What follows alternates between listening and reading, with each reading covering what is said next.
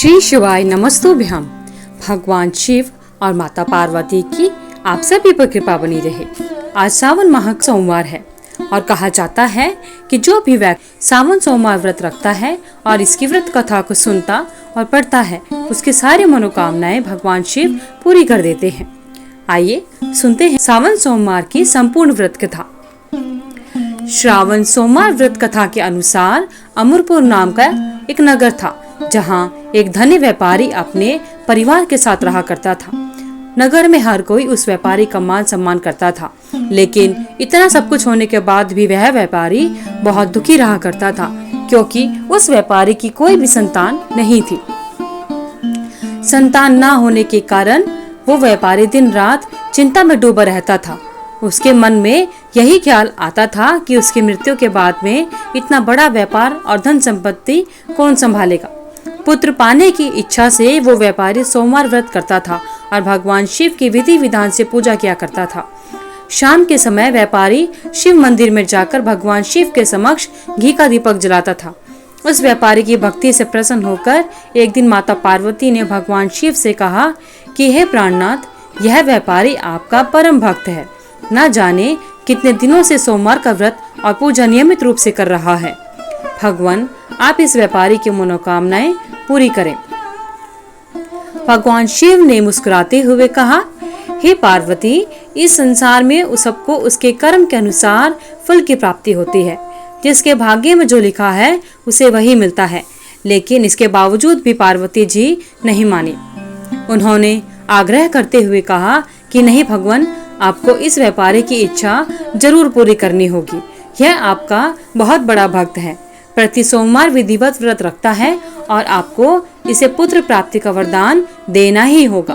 पार्वती का आग्रह देख भगवान शिव ने कहा, तुम्हारे आग्रह पर मैं इस व्यापारी को पुत्र प्राप्ति का वरदान देता हूँ, लेकिन उसका पुत्र केवल 16 वर्ष तक जीवित रहेगा। उसी रात भगवान शिव ने उस व्यापारी को सपने में आकर दर्शन दिया और कहा कि मैं तुम्हें पुत्र प्राप्ति का वरदान देता हूँ, लेकिन तुम्हारा पुत्र 16 वर्ष तक ही जीवित रहेगा। भगवान के वरदान से व्यापारी को खुशी तो हुई, लेकिन पुत्र की अल्पायु को सोचकर उसकी खुशियों का नाश हो गया। लेकिन उसके बावजूद भी व्यापारी पहले की तरह सोमवार का व्रत विधि विधान से करता रहा। कुछ महीने के बाद उसके घर में अति सुंदर पुत्र उत्पन्न हुआ। व्यापारी ने धूमधाम से पुत्र जन्म का समारोह मनाया। व्यापारी मन ही मन दुखी रहता था, क्योंकि वो अपने पुत्र की अल्पायु का रहस्य जानता था। यह रहस्य उसने अपने घर में किसी को नहीं बताया था। विद्वान ब्राह्मणों ने उस पुत्र का नाम अमर रखा। जब अमर 12 वर्ष का हुआ तो उसे शिक्षा ग्रहण करने के लिए वाराणसी भेजने का निश्चय हुआ। व्यापारी ने अमर के मामा दीपचंद को बुलाया और कहा कि अमर को शिक्षा प्राप्त करने के लिए वाराणसी छोड़कर आइए। इस तरह से अमर अपने मामा के साथ शिक्षा प्राप्त करने के लिए निकल पड़ा। रास्ते में जहाँ भी अमर और दीपचंद ठहरते, वहीं यज्ञ करते और ब्राह्मणों को भोजन कराते रहते। लंबी यात्रा के बाद अमर और दीपचंद एक नगर में पहुँचे। उस नगर के राजा की कन्या का विवाह था, जिसके लिए पूरा राज्य सजाया गया था। राजा की कन्या की बारात आ गई, लेकिन वर का पिता अपने बेटे के एक आंख से काने होने के कारण बहुत दुखी था। उसे भय था कि राजा को इस बात का पता चलने पर कहीं वह अपनी पुत्री का विवाह उससे करने से इनकार न कर दे। वर के पिता की नजर अमर पर पड़ी तो उसके दिमाग में एक विचार आया। उसने सोचा, क्यों ना इस लड़के को अपने बेटे की जगह राजकुमारी से इसका विवाह करा दूं। विवाह के बाद इस लड़के को धन देकर विदा कर दूंगा और राजकुमारी को नगर ले आऊंगा। वर के पिता ने इस बारे में अमर और उसके मामा दीपचंद से बात की। दीपचंद धन के लालच में वर के पिता की बात स्वीकार कर लेता है। अमर को दूल्हे के वस्त्र पहनाकर राजकुमारी चंद्रिका से उसका विवाह संपन्न करा दिया गया। राजा ने बहुत सा धन देकर राजकुमारी को विदा किया। अमर जब लौट रहा था तो उसने जाते जाते राजकुमारी की ओढ़नी पर लिख दिया कि राजकुमारी चंद्रिका, तुम्हारा विवाह मेरे साथ हुआ था। मैं वाराणसी में शिक्षा प्राप्त करने जा रहा हूँ। अब तुम्हें जिस नव युवक की पत्नी बनना पड़ेगा वह एक आंख से काना है। जब राजकुमारी ने अपनी ओढ़नी पर लिखा हुआ पढ़ा, उसने काने लड़के के साथ जाने को मना कर दिया। उधर अमर अपने मामा दीपचंद के साथ वाराणसी पहुंच गया। अमर ने गुरुकुल में पढ़ना शुरू कर दिया। जब अमर 16 वर्ष का हुआ तो उसने एक यज्ञ किया। यज्ञ की समाप्ति पर ब्राह्मणों को भोजन कराया और उन्हें अन्न और वस्त्र दान किए। रात को जब अमर अपने शयन कक्ष में सो रहा था, शयनावस्था में ही सोते हुए ही अमर के प्राण निकल गए।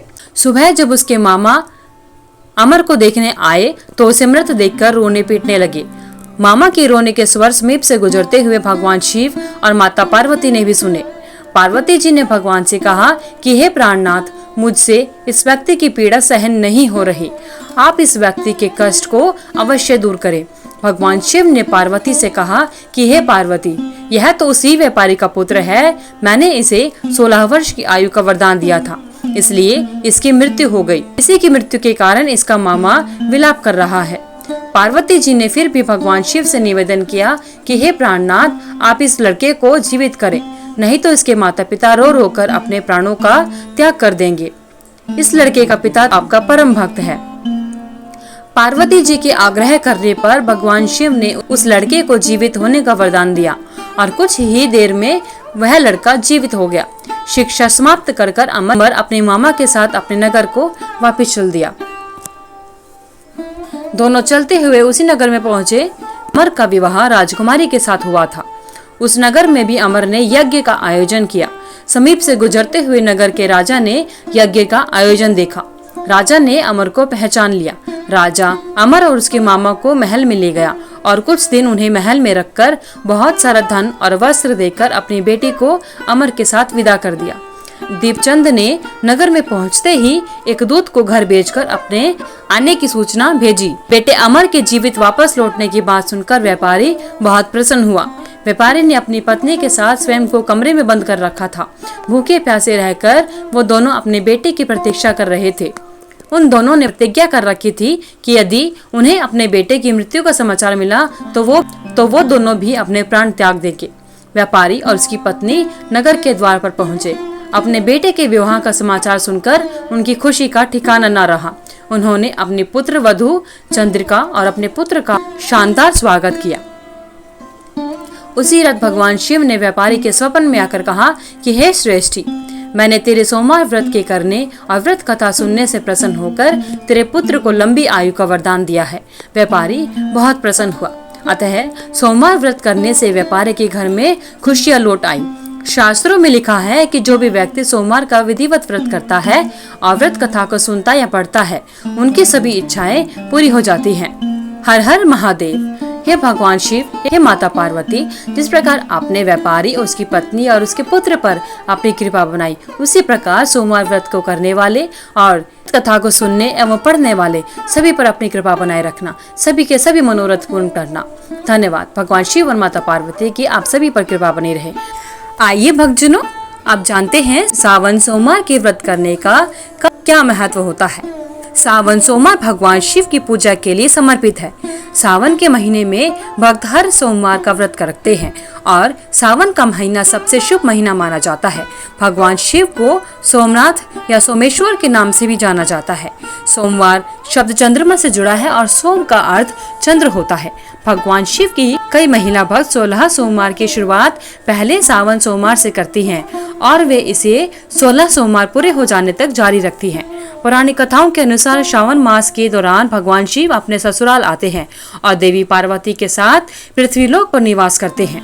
एक बार भगवान शिव ने प्रजापति दक्ष को वचन दिया था कि वे श्रावण मास में उनके यहाँ आएंगे और पूरे माह वहीं पर रहेंगे। इसलिए श्रावण मास के दौरान बड़ी संख्या में भक्त दक्षेश्वर महादेव मंदिर आते हैं और भगवान शिव की पूजा अर्चना करते हैं। सावन का महीना उन भक्तों के लिए शुभ माना जाता है जो अविवाहित हैं। ऐसा माना जाता है कि जो भक्त श्रावण मास के दौरान पूरी श्रद्धा और समर्पण के साथ में भगवान शिव की पूजा करते हैं, उन्हें मनचाहा जीवन साथी मिल जाता है या मनचाही इच्छा पूरी हो जाती है। भगवान शिव को भोलेनाथ के नाम से जाना जाता है और भोलेनाथ हमेशा भक्तों की सभी मनोकामनाएं पूरी करते हैं। आइए अब जानते हैं सावन सोमवार में भगवान शिव की पूजा आराधना किस प्रकार करनी चाहिए। सावन सोमवार के दिन सुबह जल्दी उठकर स्नान करना चाहिए। स्नान करने के पश्चात में साफ स्वच्छ वस्त्र धारण करने चाहिए। घर में भगवान शिव का स्मरण करके घी का दीपक जलाना चाहिए। उसके बाद अगर आप मंदिर जाते हैं तो वहाँ मंदिर जाकर भगवान शिव की पूजा करें, जलाभिषेक करें और पंचामृत से भगवान शिव का अभिषेक करें। फिर जलाभिषेक करें। बेलपत्र, भांग, धतूरा, लाल या सफेद फूलों की माला, कोई फल और मिठाई भगवान शिव को चढ़ाएं। महामृत्युंजय मंत्र या पंचाक्षर मंत्र का जाप करना चाहिए और फिर घी का दीपक जलाना चाहिए और उसके पश्चात आरती करनी चाहिए। साथ ही सावन सोमवार या श्रावण माह के महात्म्य का पठन एवं श्रवण अवश्य करना चाहिए। अगर आप सावन माह के महात्म्य की कथा सुनना चाहते हैं तो आपको हमारे चैनल पर उसके कई सभी अध्याय आपको हमारे वीडियोस में मिल जाएंगे। जो लोग सात्विक भाव एवं नियमों से भगवान की पूजा करते हैं उन्हें मनवांछित फल की प्राप्ति होती है। इन व्रतों में सफेद वस्त्र धारण करके सफेद चंदन का तिलक लगाना ही पूजनीय है तथा सफेद वस्त्र के दान की ही सबसे बड़ी महिमा है। अपनी इच्छा के अनुसार, संकल्प के अनुसार व्रत करके अपना संकल्प उद्यापन करना चाहिए। सावन सोमवार के दिन ओम नमः शिवाय मंत्र या महामृत्युंजय मंत्र और भगवान शिव के अन्य मंत्रों का अवश्य जाप करना चाहिए। मान्यता है कि सावन के सोमवार का व्रत और पूजन करने से जीवन की सभी परेशानियां दूर हो जाती हैं। अगर आपको वीडियो अच्छी लगी तो वीडियो को लाइक करें, शेयर करें, चैनल को सब्सक्राइब करके बेल आइकन को जरूर प्रेस करें ताकि आगे आने वाले सभी वीडियोस की नोटिफिकेशन आप तक समय से पहुंचते रहे। आपका दिन मंगलमय हो। कमेंट बॉक्स में हर हर महादेव लिखना ना भूलें।